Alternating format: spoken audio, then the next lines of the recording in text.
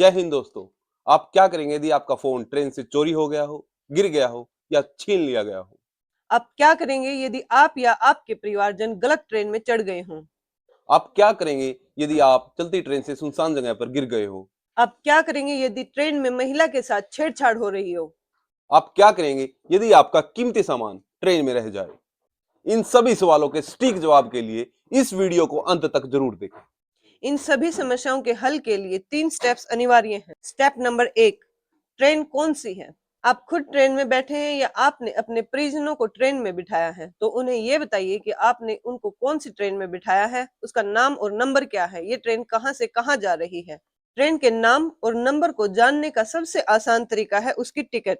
Ticket के ऊपर उसके नाम और नंबर का विवरण दिया होता है। इस प्रक्रिया का सबसे अहम चरण है लोकेशन। आपको ये पता होना चाहिए कि वारदात कहां पर घटित हुई है, आपका फोन कहां पर गिरा है, आप स्वयं चलती ट्रेन से सुनसान जगह पर कहां पर गिरे हो। आपको ये पता होना चाहिए कि महिला के साथ छेड़छाड़ कहां पर हुई है।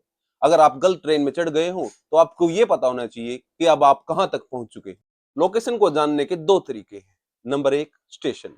यदि वारदात स्टेशन पर घटित हुई है तो वो आपकी लोकेशन है। यदि वारदात की जगह स्टेशन या उसके आसपास की जगह नहीं है, बिल्कुल सुनसान जगह है, तो उसके लिए लोकेशन का मार्क रहेगा रेलवे का खंबा।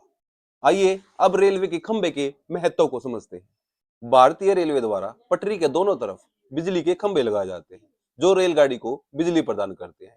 इन खंभों पर कुछ नंबर लिखे होते हैं जो आपकी स्क्रीन पर दिखाए गए। इन खंभों पर जो संख्या दर्शाई जाती है उसमें दो नंबर होते हैं। एक नंबर ऊपर होता है और दूसरा नंबर नीचे होता है। ऊपर वाला नंबर उस स्थान से जहां से ट्रेन चली है उस स्थान तक जहां पर खंबा है उसकी दूरी को किलोमीटर में बताता है, और नीचे वाला नंबर इसी किलोमीटर के दायरे में कितने नंबर खंबा है उसकी संख्या को दिखाता है। ऊपर जो नंबर दर्शाया गया है उसमें 112 किलोमीटर है और उसके नीचे जो नंबर लिखा गया है वो 4 नंबर है। यानी कि 112 से 113 किलोमीटर के एरिया में जितने भी खंबे हैं उस खंबे में इसकी संख्या 4 है। यही नंबर 112/4 आपकी लोकेशन है जो आपको ट्रैक करने में पुलिस की सहायता करता है। स्टेप नंबर 3, पुलिस को इस सारी घटना और लोकेशन की सूचना कैसे दें? इसके लिए भारतीय रेलवे द्वारा 2 टोल फ्री नंबर जारी किए गए हैं, जिनमें पहला है 139। यदि आपका फोन चोरी हो गया हो, यदि आप चलती ट्रेन से गिर गए हो या आपके प्रियजन गलत ट्रेन में बैठ गए हो, तो डायल करें 139 नंबर। इस नंबर पर कॉल करने के बाद आरपीएफ के जवान आपकी लोकेशन पर या नेक्स्ट स्टेशन पर आपकी मदद के लिए खड़े मिलेंगे। नंबर 2, जो कि महिलाओं की सुरक्षा के लिए बनाया गया है। यदि महिला के साथ स्टेशन पर या चलती ट्रेन में छेड़खानी हो रही हो तो डायल करें 182 182।